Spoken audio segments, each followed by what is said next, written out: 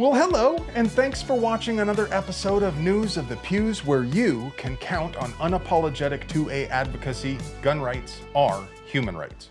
I want to share a story out of Tennessee that really opened my eyes to a gun rights issue that, I'm ashamed to say, I haven't actually been following that much. In most states, it is perfectly legal for a landlord to ban guns from your home. In most other respects, once you lease a property, it becomes yours. The landlord can't set a dress code or just come in unannounced, for example. So I found it baffling, but only a handful of states have laws protecting your right to bear arms, and Tennessee is looking to add to that number. SB 350 would make it unlawful for a landlord to ban guns in the lease and invalidate existing leases with such language. It was signed by both houses and sent to Governor Bill Lee, and by the time you see this, he may have already signed it. So the next step is to get a similar law passed in your own state, and a great place to start is with your state's Citizen Defense League. But hey, it would be impossible for us to produce quality 2A propaganda without you. That's right, I don't have any sponsors, so I literally couldn't make this content without your support. So if you are in a comfortable place in life, please consider supporting this channel by purchasing one of these radical t-shirts for just $15, or donating at the links down there in the doobly-doo. Patreon supporters get to see scripts and videos early, as well as private Discord access. If you're not in a comfortable place though, remember, you don't owe anyone else a thing. Please enjoy this 2A propaganda at the price of free $99 and continue to pray for us. The Washington legislature just passed a law usurping the power of elected sheriffs. The 28-page statute has a whole lot of BS in it that's debatable, but we're about gun rights here, so I want to focus on the part where sheriffs are subjected to state certification and their authority to refuse to enforce unconstitutional laws is deleted. In short, it means the legal authority for 2A sanctuary counties disappears when the governor signs SB 5974, which should happen any day now if it hasn't happened by the time you see this. It means the sheriff is no longer sovereignly accountable to voters alone. They now hold office conditionally at the pleasure of a state certification regime. This is King County and Olympia telling rural sheriffs to step in line. But elected sheriffs are absolutely fundamental to a free society.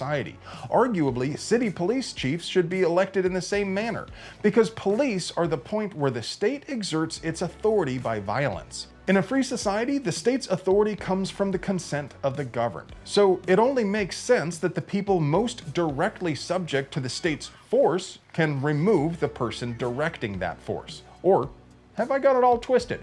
Tell me below about how maybe you believe law enforcement officers shouldn't have any discretion at all and should only enforce the law as written.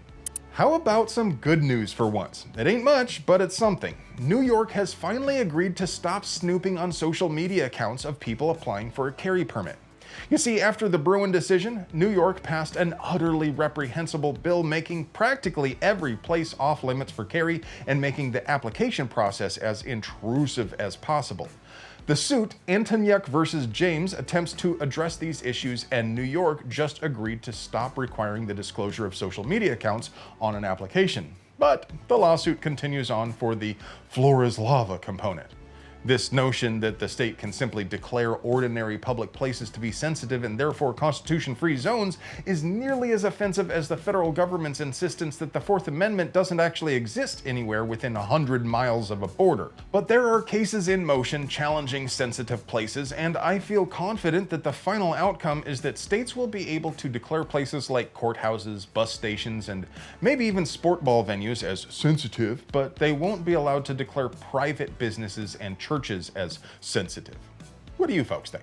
Our good friend Spicy just got back from Ruckus, which is, as the name implies, a ruck marching event to benefit Kaleb House. Kaleb House is a charity that helps victims of trafficking heal. They provide housing, legal services, and attend to countless other needs. About 400 ruckers attended in person and another 167 rucked remotely. Overall, they raised almost $135,000, and best of all, they baptized 60 people.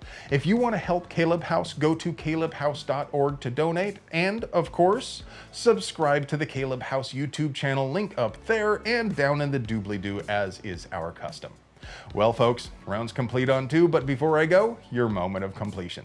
I love you.